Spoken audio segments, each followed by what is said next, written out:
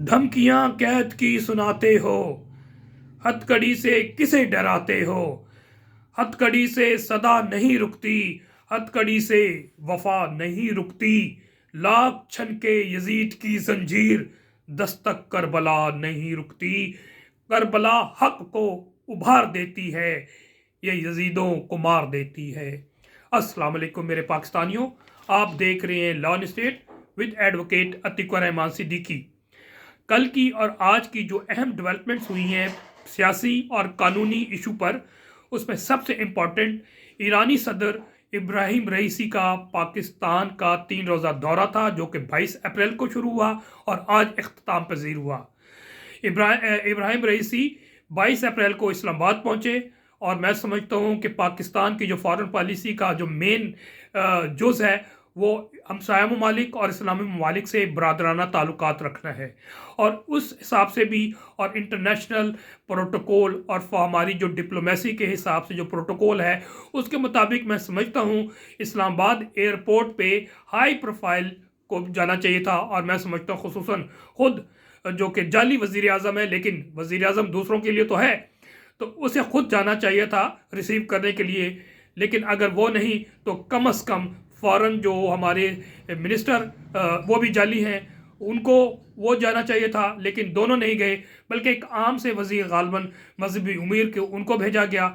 और जिस तरह सर्द से दौरा हुआ इस्लामाबाद का, लाहौर का और कराची का, वो इंतहाई अफसोसनाक है।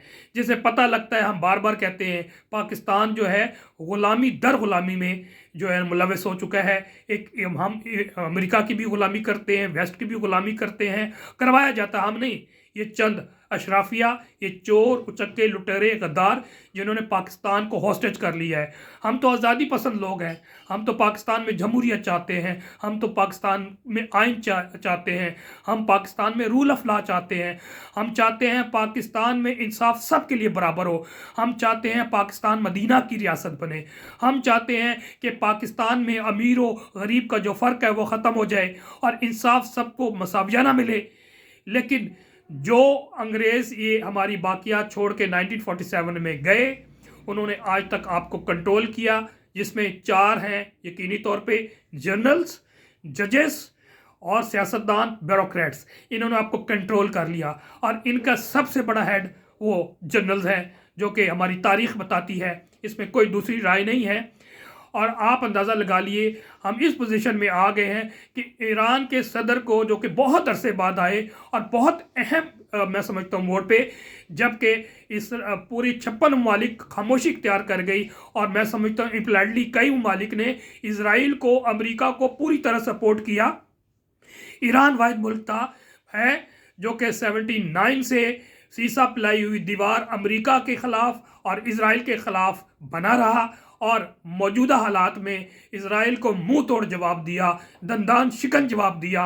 और फिर मैं समझता हूँ जहाँ पर बहुत से उमूर पे ईरान के सदर आए थे बात करने के लिए, और मैं समझता हूँ ये डिप्लोमेसी भी थी कि मिडल ईस्ट के हालात को भी डिस्कस करके पाकिस्तान को इस बात पे कायल करना कि आप कम से कम इसराइल के साथ हमारे इशू पे हमारे साथ खड़े हों।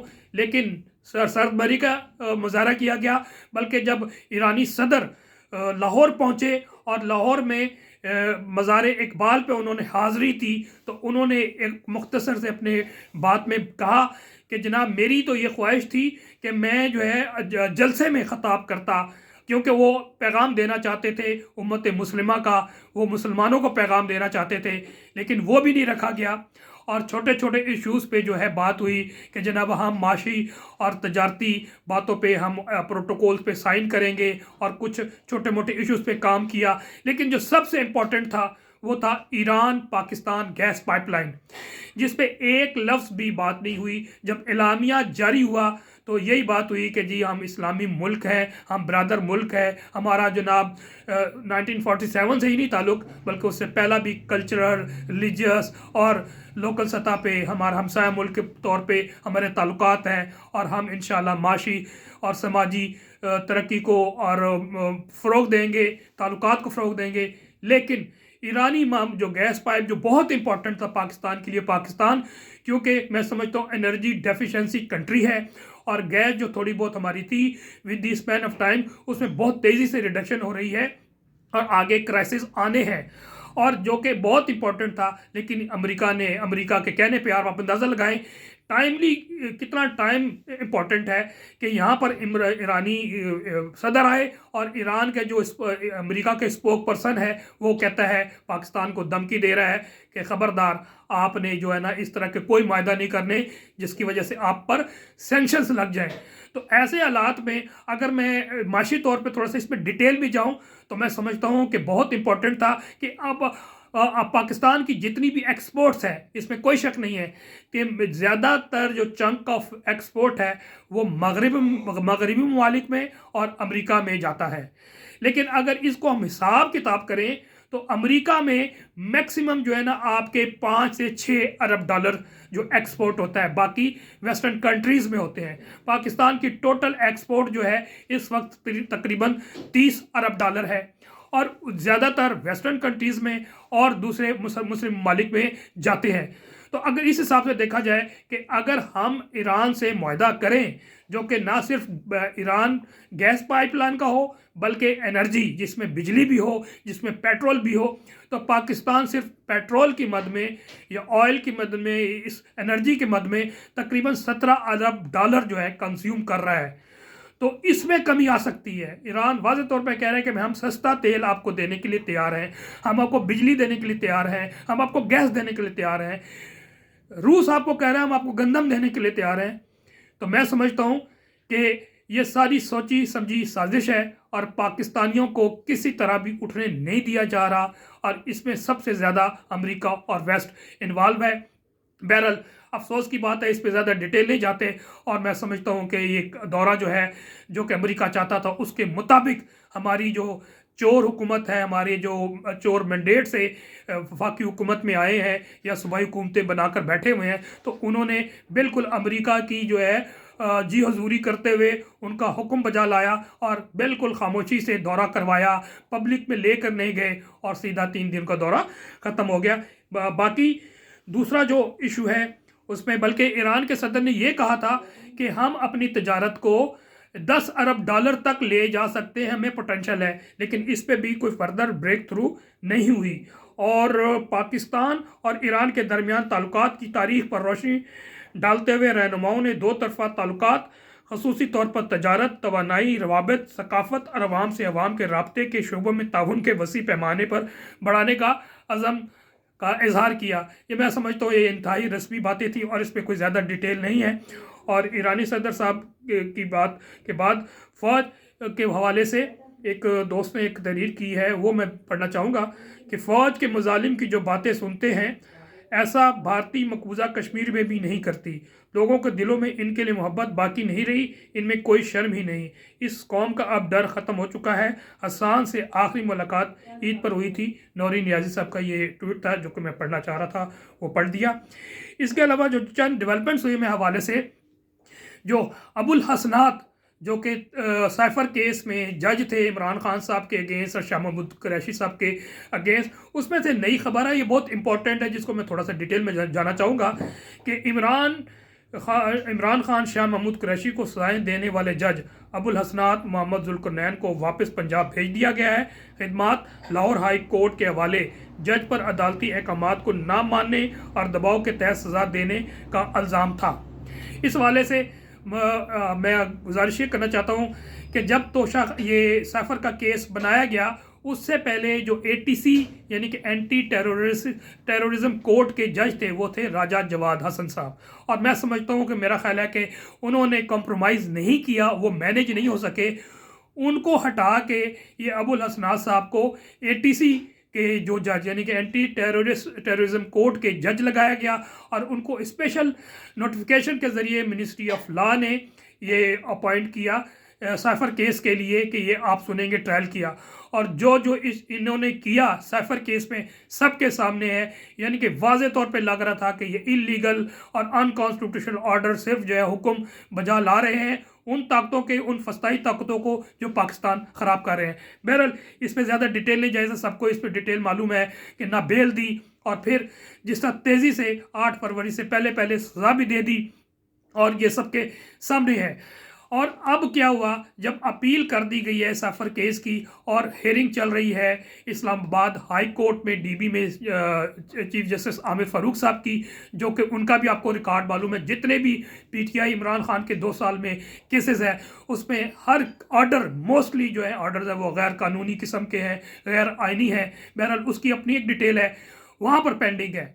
اب وہ زیادہ جو اگر قانونی مشگافی کی جائے تو اس میں تو کوئی دوسری رائے نہیں ہے، جس پہ میں نے کئی دفعہ ویلاگ کر چکا ہوں کہ سیفر کیس جو ہے اوپن اینڈ شٹ کیس ہے، یہ کیس بنتا ہی نہیں ہے۔ اگر بنتا ہے تو ان رجیم چینج کرنے والوں پر بنتا ہے۔ اگر پاکستان ایک آزاد ملک ہو اور آئین اور قانون کی یہاں پر پاسداری ہو اور ہماری عدلیہ آزادانہ کام کر رہی ہو، تو ان پہ عمران خان یا شاہ محمود قریشی پہ نہیں بلکہ ان سب پر بشمول قمر جاوید باجوہ، آصف علی زرداری، شہباز شریف، دیگر لوگوں پہ بنتا ہے، لیکن ان کے بننے کے بجائے یہاں پر بنا دیا گیا۔ بہرحال ڈیبیٹ یہاں پر یہ نہیں ہے، ایشو یہ ہے کہ حسنات صاحب کو لایا گیا اور انہوں نے اپنی پوری ڈیوٹی کی اور اب اپیل میں ہے۔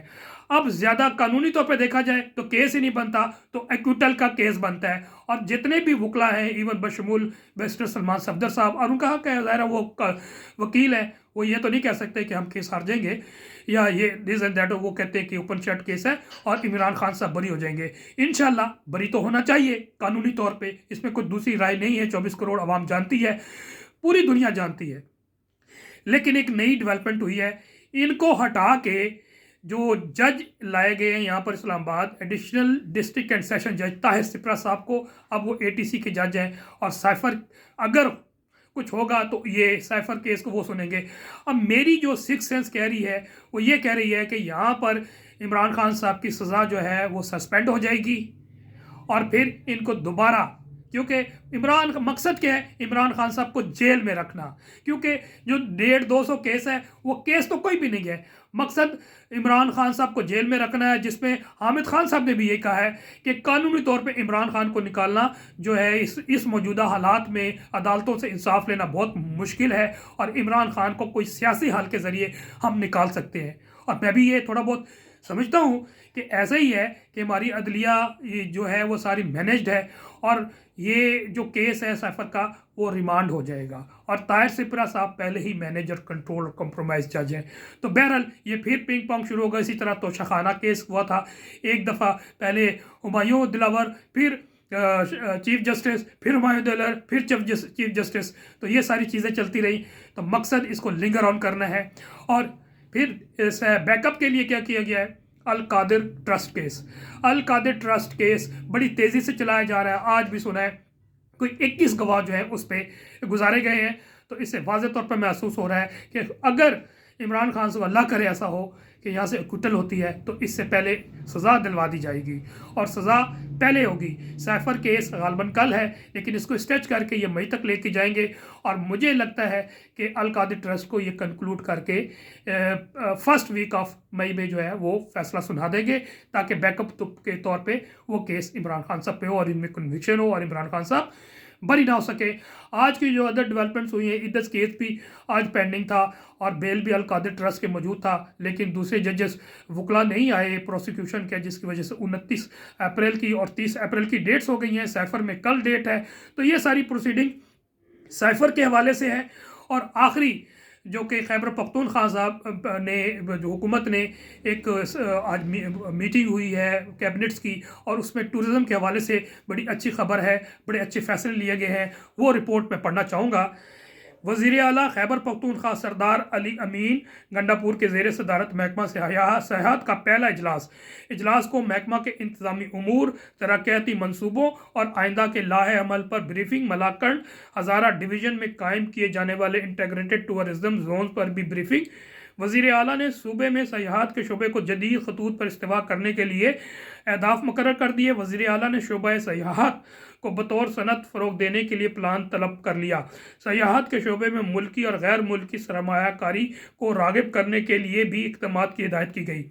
خیبر پختونخوا میں سیاحت کے خاطر خواہ استعداد موجود ہے، اس سے زیادہ استعمال لایا جائے۔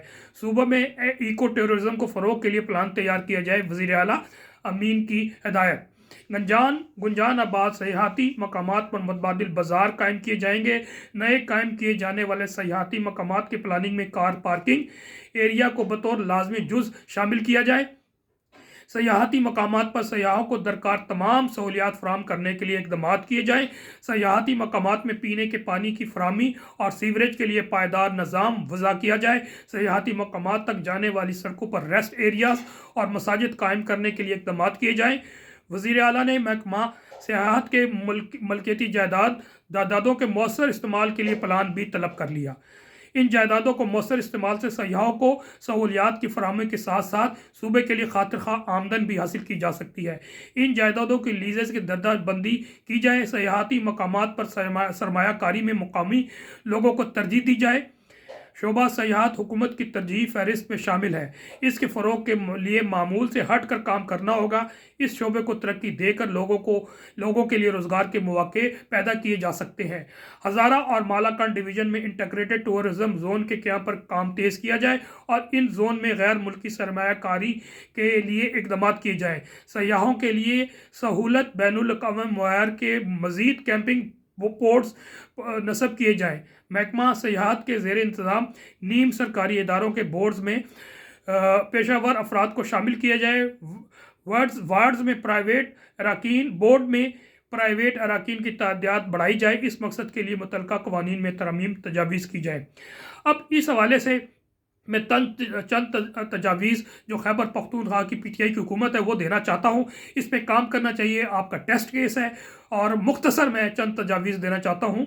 वो ये है कि खैबर पख्तूनख्वा को जो 5 साल अपनी ये रिफॉर्म करना है उसको शॉर्ट टर्म, मिड टर्म और लॉन्ग टर्म प्लानिंग के ज़रिए अपने ऑब्जेक्टिव्स अचीव करनी चाहिए। आवाम की बेहतरी के लिए, उनकी खुशहाली के लिए, उनकी लाइफ को अपलिफ्ट करने के लिए शॉर्ट टर्म जो उनको रिलीफ दिया जा सकता है वो ये है कि अपने खैबर पख्तूनख्वा में प्रोटोकॉल कल्चर का खात्मा किया जाए।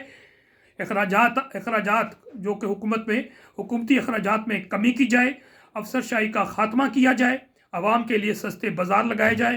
हेल्थ कार्ड पर इलाज की तोसी की जाए। इसके अलावा मिड टर्म में आप मौजूदा दीवानी और फौजदारी क़वानीन में तरामीम के ज़रिए इस्लाहात जिससे सस्ता इंसाफ और इंसाफ सब के लिए मुमकिन हो सके। शोबा तालीम में इस्लाहात जिसमें तालीम सब के लिए मोटो पर काम की ज़रूरत है। खैबर पख्तूनख्वा हुकूमत की आमदन में इजाफे के लिए आउट ऑफ बॉक्स इस्लाहात और इक़दाम की ज़रूरत है और करें। एनर्जी सेक्टर में लोकल सतह पर पन बिजली घर और अल्टरनेटिव एनर्जी जिसमें सोलर और बैटरी इंडस्ट्रीज़ का क़याम हो उसको फ़रोग़ किया जाए।